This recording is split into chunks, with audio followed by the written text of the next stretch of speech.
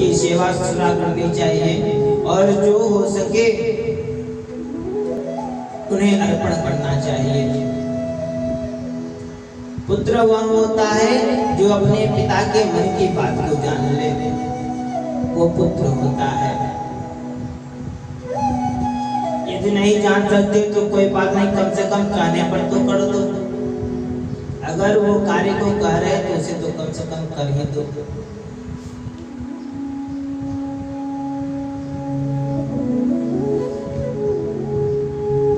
महाराज, घर गृहस्थ की बहुत बड़ी विडंबना हो रही है।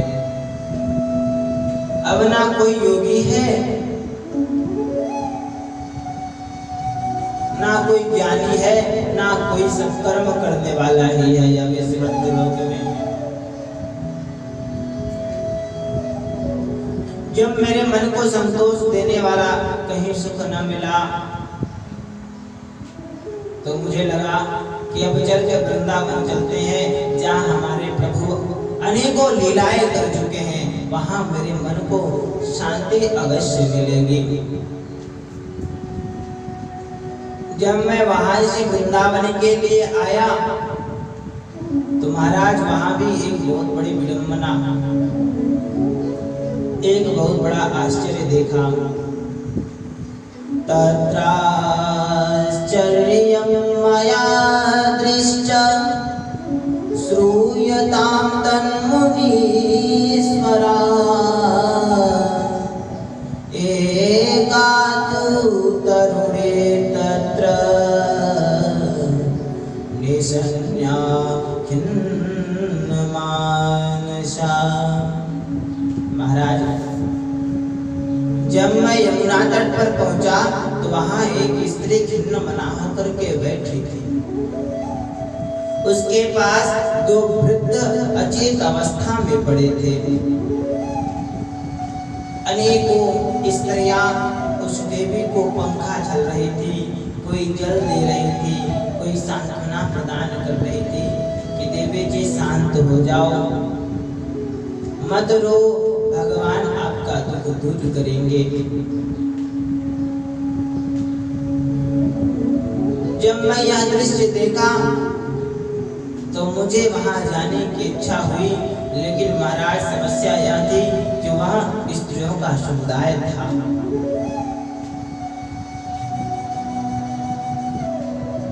स्त्रियों के पास एक बहुत बड़ी विडंबना होती है, वो कब रोने लग जाए और कब हंसने लग जाए, इसका कोई समय निश्चित नहीं है। तो मुझे लगा कि मैं जाऊं या ना जाऊं, ऐसा मन में विचार कर रहा था। तो मुझे लगा कि स्त्रियों का समुदाय है, जाना तो नहीं चाहिए। मैं वहां से जाने के लिए जब चला तो उस स्त्री ने आवाज दिया, भो भो साधो क्षणं तिष्ठ मन चिंतामपि नाशय दर्शनं तव लोकस्य सर्वथा गहरं परम्।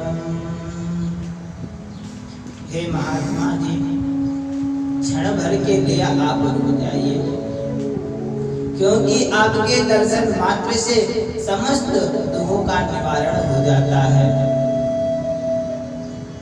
जब मनुष्य के जन्म जन्मांतरों के पुण्य का उदय होता है तब संतों का दर्शन होता है। कृपा करके मेरे दुख को शांत करिए अपने वचनों से। तब मैं उस देवी से पूछा, देवी कासित्वं काविमौचे मां नार्यः पद्मलोचना वद देवी सविस्तारं स्वस्य दुःखस्य कारणम्। तब मैंने उस देवी से पूछा, देवी आप कौन हो और ये आपके पास वो जो वृद्ध पड़े हैं ये कौन है, और ये जो अनेकों स्त्रियां खड़ी हैं आपको सांत्वना दे रही है, पंखा झल रही है, ये कौन है? कृपा करके अपने सुख दुख का हमें विस्तार से सुनाइए, अपने दुख सुख का कारण सुनाइए। उस देवी ने कहा कि हे मुनिवर, मेरा नाम भक्ति है। अहं भक्तिरिति ख्यातं इमौ मे तनयौ मतौ ज्ञान वैराग्य नामानो कालयोगेन जर्जरौ। हे मुनिवर, मेरा नाम भक्ति है और जो आप ये दोनों वृद्ध देख रहे हैं ये मेरे बालक हैं, इनका नाम ज्ञान और वैराग्य है। और जो ये आप स्त्रियों का समुदाय देख रहे हैं, ये जो स्त्रियां खड़ी हैं ये गंगा आदि पवित्र नदियां हैं महाराज। मैं इनसे घिरी होने के कारण भी सुख को प्राप्त नहीं कर पा रही हूँ, मैं दुखी हूँ। वैसे तो महाराज मैं अपनी कथा सुनाऊं तो मैं उत्पन्ना द्रविडेशाहं वृद्धिं कर्णाटके गता क्वचिन् महाराष्ट्रे ऊर्जते जीर्णता गता।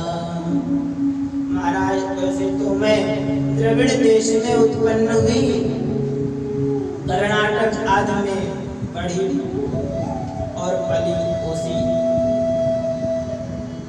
महाराष्ट्र आदि में लोगों ने बड़े सम्मान से मुझे सम्मानित किया।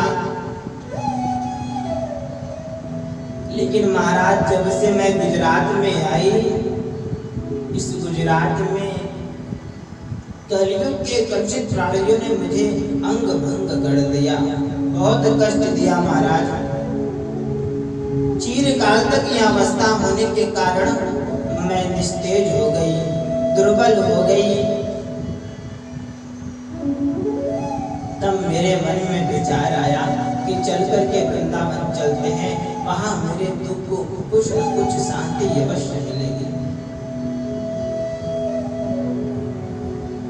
महाराज मैं वहां से चली, वृंदावन आ पहुंची।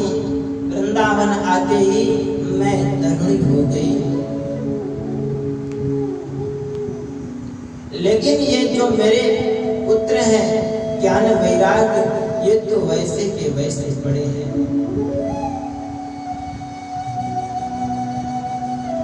अगर ये ऐसे ही रहेंगे तो मैं इस स्थान को छोड़ करके अन्यत्र चली जाऊंगी।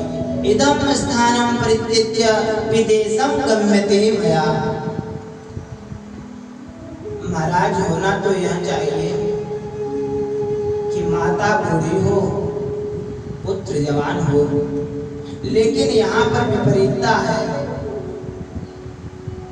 यहाँ तो सब कुछ उल्टा हो रहा है। माता तरुणी है और पुत्र वृद्धावस्था को प्राप्त हुए हैं। मैं इसी के कारण इसी दुख से दुखी हूँ। यह विपरीतता क्यों है? कृपा करके आप मेरे दुख का निवारण करें। नारद जी महाराज कहते हैं, देवी आप चिंता ना करो, मैं अपने हृदय में ज्ञान दृष्टि से आपके दुख का कारण देखता हूँ। सूत जी कहते हैं, हे सनकादि ऋषियों, महात्मा नारद ने एक क्षण में ही